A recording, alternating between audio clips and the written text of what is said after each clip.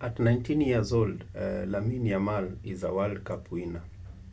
And when you come to this country, a 25-year-old is very happy playing in the junior secondary school ball games here in Kenya. So what is the right age for these people, for these kids to participate in such tournaments? You find that for the JSS, the age is capped at 15 years, and for high school, the age is 19 years. So if this is the age bracket that is allowed, how comes we have a 25-year-old playing at maybe the junior secondary school, while the allowed age is 15 years? Why are we falsifying age when it comes to such school games? Various reasons come into play, and one that I can point my fingers on is the pressure to win. You find we have schools that are competing each other, so their main thing, if you win, you get maybe the bragging rights. Another point I would look at is sponsorship and recruitment. You find if your team wins, as I said earlier, you have the bragging rights, and then you can attract maybe sponsors to come and support your education system.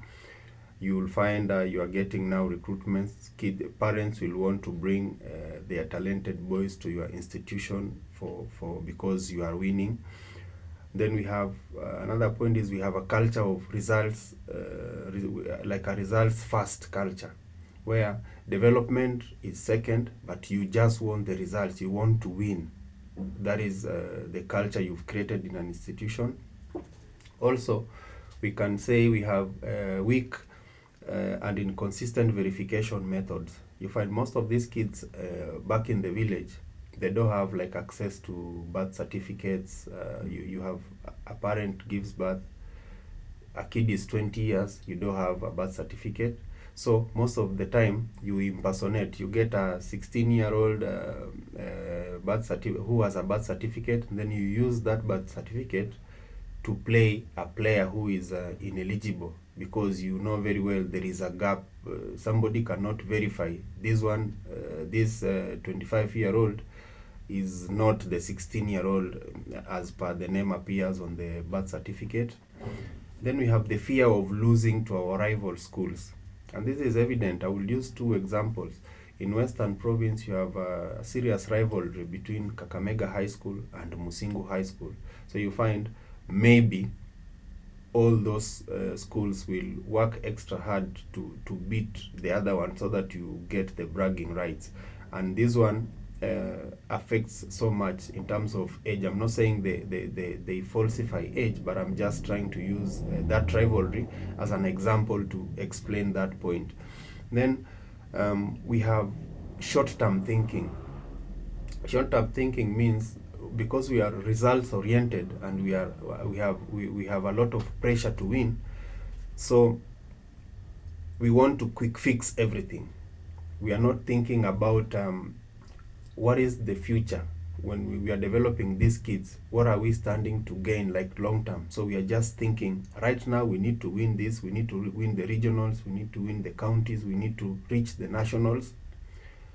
So we will go for more experienced players, then we leave out these young kids, and this kind of thinking has a negative effect on how we develop young players in this country.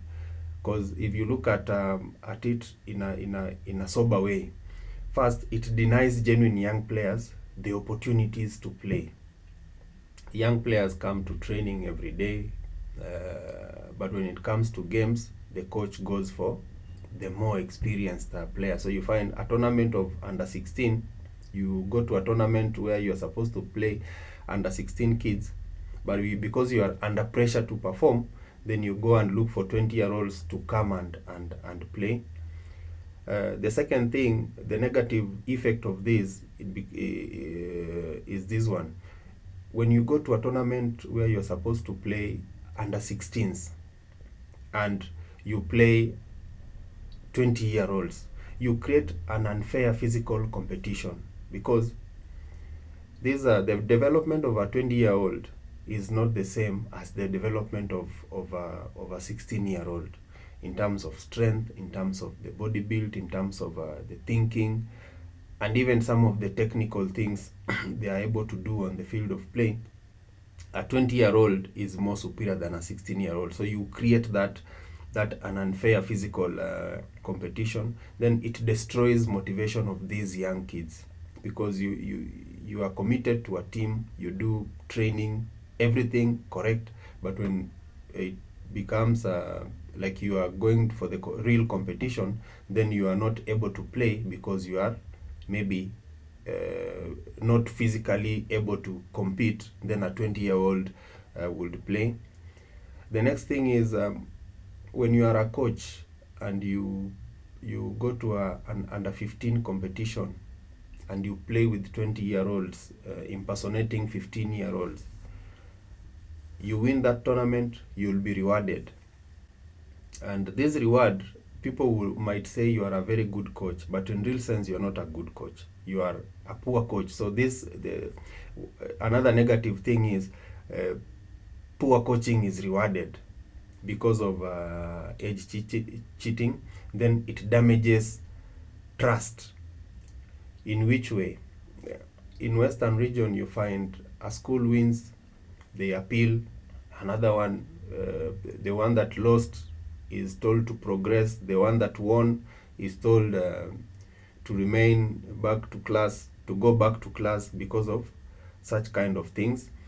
And then lastly, it normalizes dishonesty. So you are bringing up players who believe even at 20, they still can come and participate in an under 16 tournament, in an under 13 tournament, maybe because of their body size. So it's normal to them, is normal. If you look at this combination, it doesn't just affect the players, their morale and stuff like that, but it also affects player development at our grassroots level, because kule mashinani is where we develop football, from the JSS, the high schools, as you climb up to the higher leagues. So how does it affect grassroots player development? First of all, the development ladder becomes distorted. What is the development ladder? You start with primary school, that is from baby class or whatever, that age where the kid can start playing football, up to grade 6, that is primary. Then grade 7 to grade 9, that is JSS. So from JSS, people are starting to play like serious competitive games. Then high school is another level. Then you go to these lower leagues, because our league is a 7-tier league. So the zonals, the regionals, the counties, the division ones, that is now the ladder. So it distorts this ladder, where you find a player who is supposed to play at JSS can't develop properly because you are using older players to come and play here. So there will be a gap when you come to high school. Then it will mean you are also using overage players to play at high school level, and that affects the chain up to the top. Then it creates false success. I mean, this is self-explanatory. You are using very old players to play in a category that they are not. So you will think you are the boss, but it affects, it harms technical development. Young kids still need the technical skills. By using older players, it means you are not investing a good number of hours in training the junior players. So that affects and harms their development. Then it produces players who are not ready for the next stage. If you go and look at our leagues, for the last 5 years, I've just tried to check how many players have we gotten into our Premier League from schools such as Musingu High School, Kakamega High School, Jobo, maybe Musire High School, Chavakali High School, because those are some of the names that are, when you talk of football in this country, you must mention those names. In Musingu, the figure that I've gotten is around 6 to 8 players for the last 5 years. Kakamega High School has the highest number, which is like 17 players for the last 5 years. Now, if our league has, say, 20 teams, for argument's sake, each team has maybe 20 players in their roster. So you find for a 20 team league, you need like 400 players. That is 20 times 20 teams. That is 400 players. Now, if our top schools do not supply even half of the number, then that one means we have a problem. In fact, it should not support maybe half of the number. It should be maybe 3/4 of the number. Then we get maybe foreign players, because even academies, they rely on our schools to get those players. So it produces players who are not ready for the next level. That one, you find the development is not good. When you go to the league, the demands are very high because this is now a professional. So you'll find not most of these players will sign professional contracts because they are underdeveloped. What is the long-term effect of these kind of things to the Kenyan football scene, like the national team and stuff? You find this makes Kenya successful at youth level. So you have under 20-year-olds are playing for under 16 tournaments. They are performing very well. But when it comes to the national team, the success is not there because the development at this younger age was not there. So the ripple effect at the bigger stage will always show itself. So if we want to develop this football as a country, let's just be honest. Our management should be proper. Schools should not be using overage kids for tournaments that their age is already past. In fact, we should avoid these things of we are appealing because this school fielded an ineligible player and things like that.